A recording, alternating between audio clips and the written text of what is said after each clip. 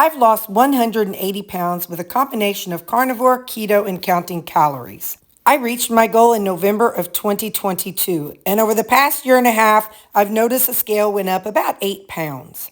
Let's experiment with carnivore and counting calories and see what improvements I can make. Thank you for watching. I appreciate it. Hey there, so some of you all might be new and don't really know about this thing that I've made in the past.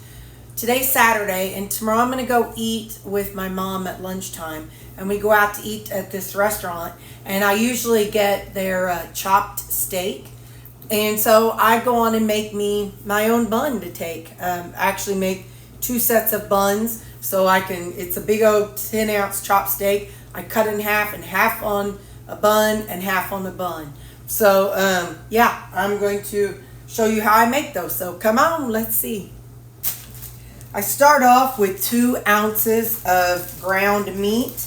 I have chicken right here. Chicken is pretty bland, which is a good thing. It doesn't have a very strong flavor.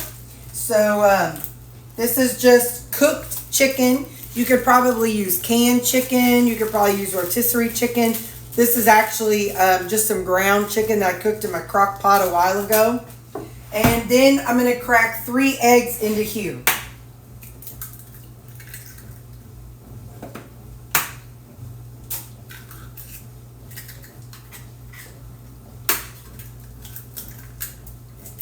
Okay.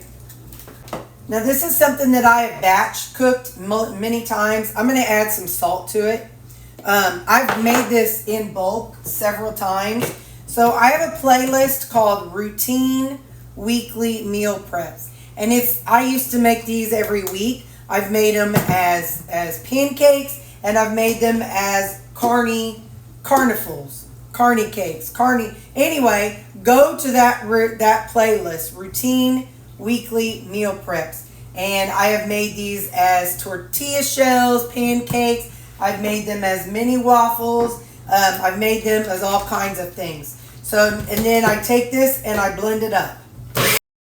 I know some people will add other stuff to it. I don't feel that I need anything. Just the meat and egg gives it a texture that is good for me and my preferences.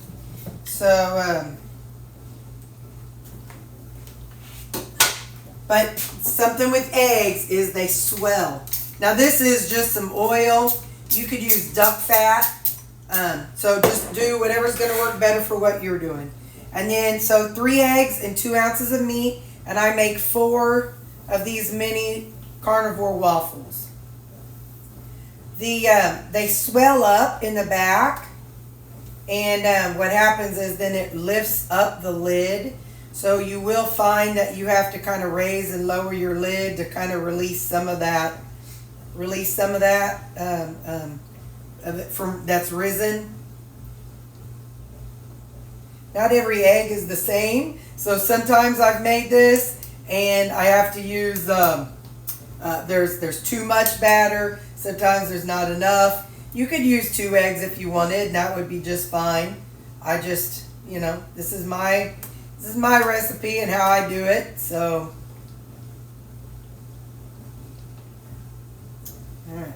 I'm going to let it go for a few seconds until that bottom is good and solid down underneath there. So in the meantime, I'm going to rinse out my container. Okay, I'm going to go ahead and lower the lid here. And a lot of people you'll see people do with paper plates and paper towels around the edges because, if you get it too full, it's going to overflow. But I do it until the green light kicks on. And but again, you will see, if it's eggy, you will see this starting to rise, which is starting to do now. So I'll push it down sometimes, or I lift it. Well, not too early. You don't want to lift it too early.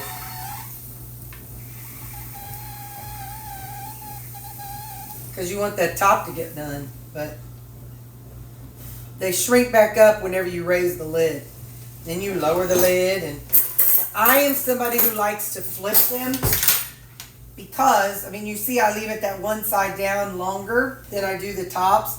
Plus, I have to keep raising it up because they keep swelling. So this way I will just kind of, And when it's done, or when I feel like it's ready, I flip them. So I'll show you that when this green light kicks on. Okay, I'm ready to flip it.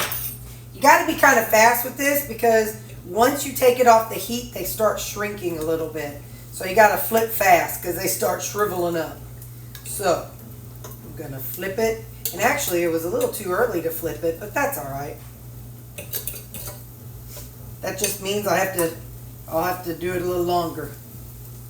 There we go. And I try to flip it in. Again, this is not a requirement. Lots of people don't do it. But now I'm going to pull it back down and let it go some more. All right, let's take a look at them. People have asked if you can toast them. And yeah, I was able to toast them. But you can do all kinds of things with them. So I'm going to go ahead and pull them out. I do not like hard bread. Some people do. I do not. So I just want it to be more like bread, a bun, and not like one of those hard rolls that you get. And because I just never have liked those. So and then you can set your dealie aside and let them sit out on the rack, on a cooling rack. You want to do that so they don't get soggy. And like I said, I have batch cooked these and I have stored them in the freezer. And for me, yes, they are wet. They are very wet. But I don't care about texture. Texture is not something that I really care anything about. So it doesn't bother me. But anyway, so I'll come back. I'm going to let these cool about 10 minutes and then I'll come back and show you. Okay, so they have cooled for 10 minutes. And look, you can make a sandwich out of them. So for a while, I was taking 2 burgers at work, and I was having, this was my first meal of the day. But burgers fill me up more, so I've been taking 3 burgers. But I just want you to see this is an option. So if you're going somewhere and they're going to have burgers, you can make your own buns. And hang on, I'll put a burger between it so you can see how it works. Okay, so you could put cheese in there, bacon in there, whatever you want. But see, then, I mean, you see how it's holding up, just like a regular bun. So that's eggs and meat. That's it. You don't have to use the meat. I've done it with just eggs. But the meat, actually, by having that chicken in there, it gives it a better texture. So, anyway, I just wanted to show you all because, like I said, I've got several of you all who are new. And so this is just not something I've done recently. So I wanted to show you. All right, bye.